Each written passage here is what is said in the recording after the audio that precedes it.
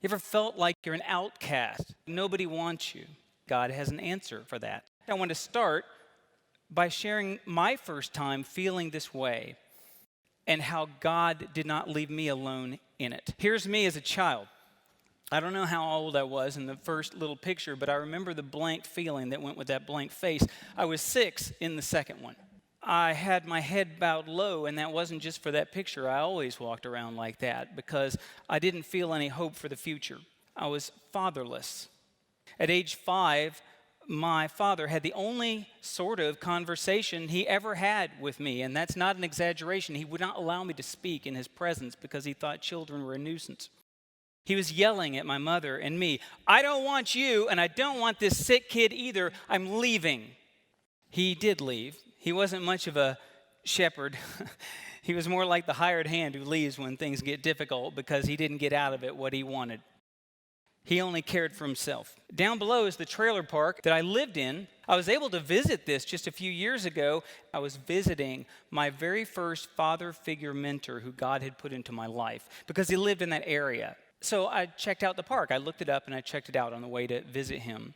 I'm parked right here, you can hardly see it, in the exact lot that I lived in more than 40 years ago. It was very weird. It was the only lot that didn't have a trailer in it, so I was able to check it out and really get a good feel for where God brought me from. There were holes in our trailer. It was 8 feet wide. That's my world, 8 feet.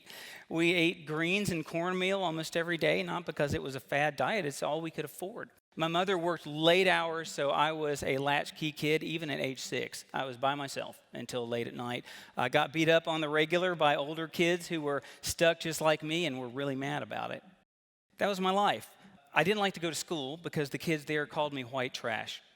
I failed the first grade. I felt no future, and so I did not pursue it. That's quite a change from someone who later on ended up getting 2 masters of business degrees and a master of seminary degree and a doctorate of seminary degree. I didn't have the discipline or the belief then that God gave me. He gave me 5 father figures. The first one was the person I mentioned who I just went and saw not long ago, Casey Coddington. That's me. That's when I left, actually. That was the last day I saw him. I was 6 when he met me. He was living down the street in the trailer park. He'd asked my mother, could he bring me along with him and his son to go camping and swimming and tinkering with the Volkswagen Bug. I still have a Volkswagen Bug, by the way. It's important to me. Do chores, help us earn money, take us out to buy ice cream, things like that. One time, we were in a car ride. And his son Matt and I were in the back of the car, and we were playing with the joystick, the seatbelts, like they're X-wing fighters. We're playing Star Wars, and we were shooting with a little red button. Boom, boom, boom, boom. The vehicles on the side of the road and barns and things. I got that barn. I got that car. And he said, you know, boys, when I don't like to imagine blowing things up. Anybody can hurt people. I like to imagine building things up that were broken. And I realized that's what he was doing in me. That's the first person God put in my life. I met Casey, my mentor, after re-looking at my trailer park, and we were having dinner, and I said, what did I need back then? And he looked at me and said, you needed everything. This is my great-grandfather, Ora Lease. He would fly me up, starting about age 7, to his house in Ohio. He had been a lineman for Ohio Power. He was retired, and what he'd do is go around and help widows and widowers who could not help themselves to take care of their houses for nothing.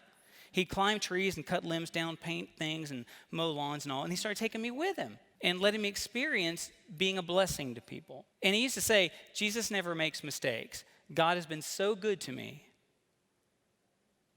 I want to be a blessing.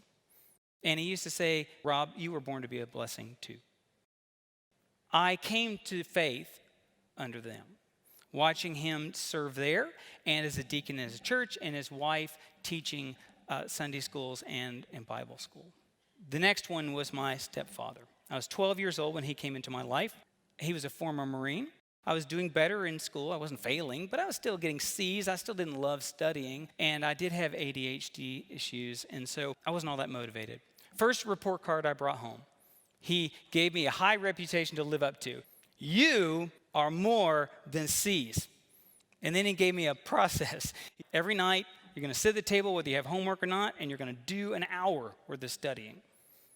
You might have to do more, but you're going to do that. And then on the weekends, it was 2 hours each day. until the report card got better. And if it ever slipped, that was the process again.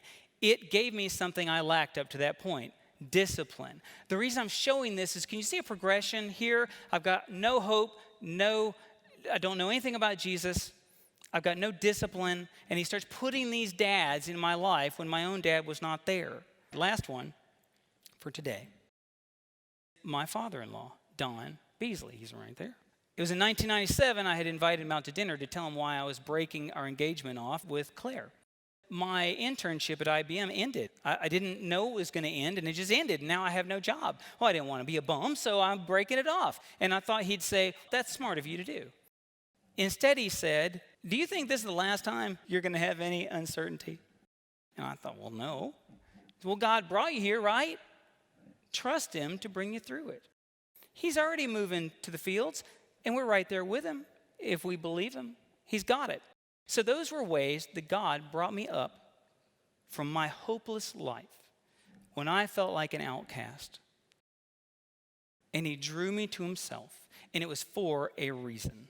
When God redeems you and restores you, it always has a purpose, because you and I are not purposeless. That's me. You're like me. We all have some area in which we feel hopeless and helpless, but we're not. God calls us to be his followers and to do redeeming and restoring work that he has for each of us. And that redeems and restores us too. What is his story in you? What has he led you from? And what is he leading you in to be and to do?